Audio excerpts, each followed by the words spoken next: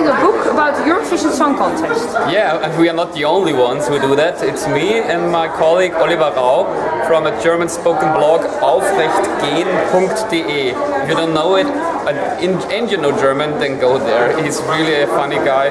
He writes so nice stories about Eurovision.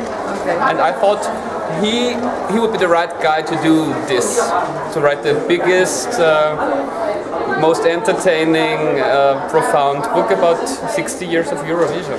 How did you came across this idea to do this? I think it was sleeping already a long time in my mind somewhere over the rainbow, but then it popped up after I wrote Conchita Wurst Backstage with another co-author. So we wrote about Conchita's victory last year, and I was also writing a chapter about Austria at Eurovision. And after this experience, it was just clear it has to go on, because now we are here in Vienna, it's 60 years of Eurovision, and if not now, then no time. It was now or never. Now or never, exactly. Yeah. And so I asked my co-author, and he said, yeah, why not? I have on my blog 59 years of Eurovision. And so we put his blog together with country reports and very personal interviews with former singers, TV representatives, and fans. I think this is the most important thing, that we had never a book, we had always books about Eurovision, but not about the core. And the core are the fans and the people who are watching our interview. And the other books were more history related? Yeah, other books are thinner, a lot more color. I mean, we don't put so much colored photos inside, because you can see them on the websites or in other books. It's more black and white, so like in the 60s and in the 50s, but the inside, it contains a lot of color from the heart. So do I understand this is more about the stories inside of Eurovision in the 60 years? And also the story of Europe, because the more I was writing, the more I realized it's the biggest peace project on our planet. And that's why we also call it... Isn't that a little bit corny to say that? Yeah, we had it's also with Ein bisschen Frieden of Nicole. It sounds a bit cheesy, but Nicole really believes in it. And also the producers of Eurovision Song Contest, they believe in the message. They don't tell everybody we are the biggest peace project, but they just do it. And also Marie Miriam, when I was talking with her, she said, where there is music, there is no war, and that kept me thinking. And that's why we call it now Musik statt Krieg, 60 Jahre Song Contest, so that means music instead of war, 60 years of Eurovision. Yeah. What's your connection to the Eurovision? My connection is that I started to see it like a little boy, like everybody is, if you're a girl, boy, transgender, whatever, you watch it in Austria and other countries. I was fascinated by the different languages and seeing performances from places I've never heard before, I've never been before. And that was in 1989 when I saw it for the first time for all 3 hours, and it just kept me going. And since then, when did you become connected in real life? In real life, that was the first time as a journalist in the year 2000 in Stockholm. That was a really a milestone for the production. I mean, if you have been to Stockholm in 2000, it was really a good production. It was totally different to everything else you have seen before. And then in the year 2004, I was invited by the EBU, because not everybody of you will like that now. I suggested them to change the voting system, because it's so long. Oh, you're one of the troublemakers. Yeah, I said skip all those 1 to 7 points and just announce the 8, 10 and 12s. And they did it, and they said thank you Mario with VIP cards, tickets for the Istanbul competition. And since then I was there for several times, and well, now it's in Vienna, and how could I not be here? Of course. So we're in Vienna, and you have a blog also which is called Vienna 12 Points. Exactly. Which I was reading, you had this blog about different kind of people inside of Eurovision. You have from Eurovision haters till the people who call themselves experts. Yeah, and nerds and ignorance. Tell me some categories.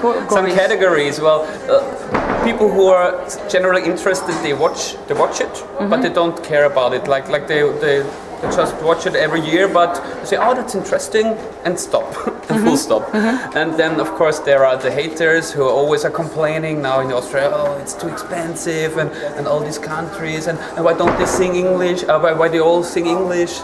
So those are the ones who are always complaining. And tell me something about the categories we can find here in the press center, where we are now. Oh, yeah. This is a very interesting... Which I found very interesting. It's called Journalisten.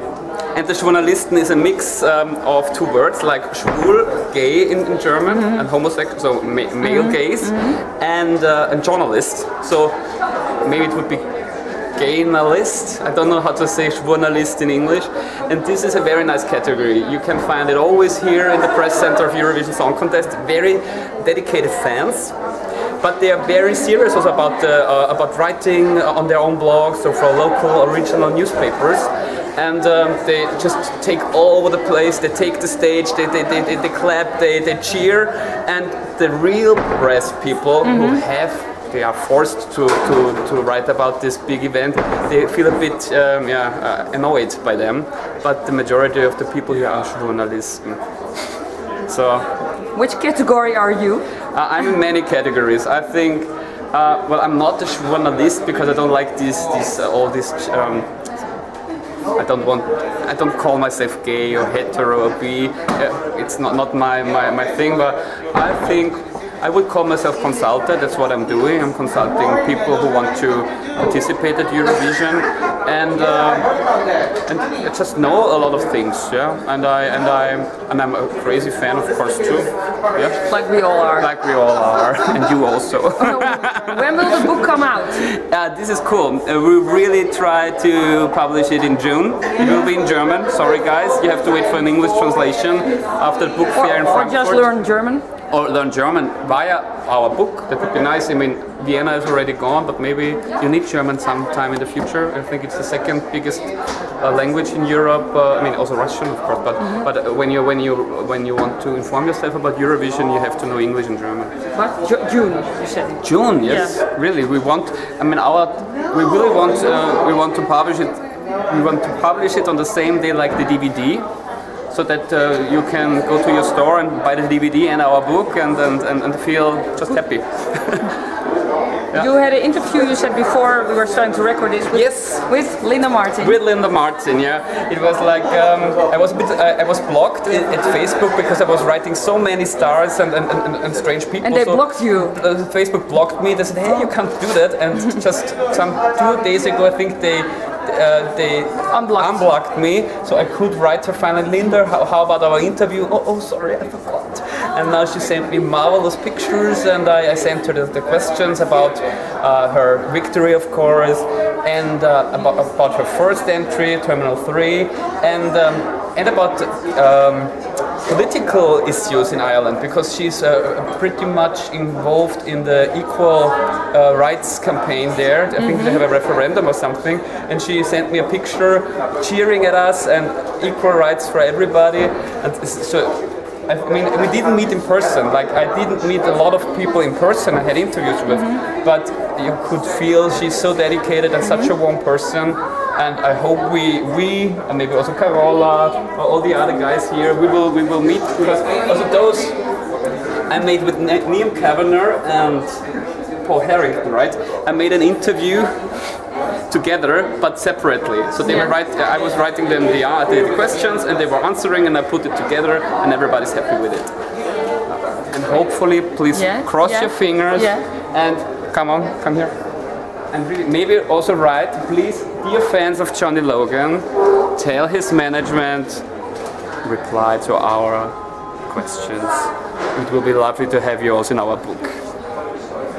Oh yeah, and Celine, if anybody knows her, phone number, call her. We need you desperately in 60 years of Eurovision. I mean, she's the biggest icon, the biggest star, was born at Eurovision. But maybe... Oh, do you see building bridges? Well, that's a nice way to end this interview, exactly. I think. It was very nice talking to you. Mario, please also... Thanks very much.